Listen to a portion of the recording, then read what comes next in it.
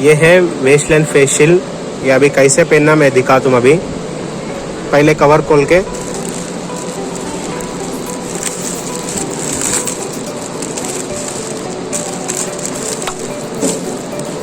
अभी ये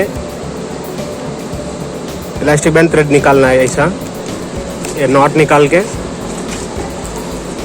और ये पेपर भी निकाल लेना। अभी ये एडजस्टेबल साइज को बांध लेना।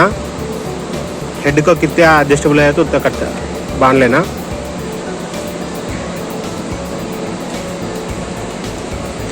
और ये दो नीचे का इलास्टिक बैंड है ना, ये नीचे कमर को एडजस्टेबल साइज को बांध लेना। वो भी कैसे अभी मैं बताता हूँ।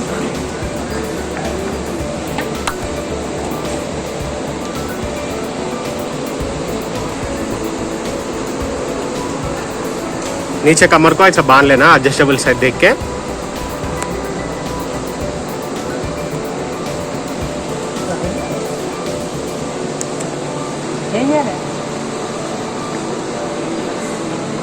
वेस्टलैंड फेस शीट रेडी हो गया।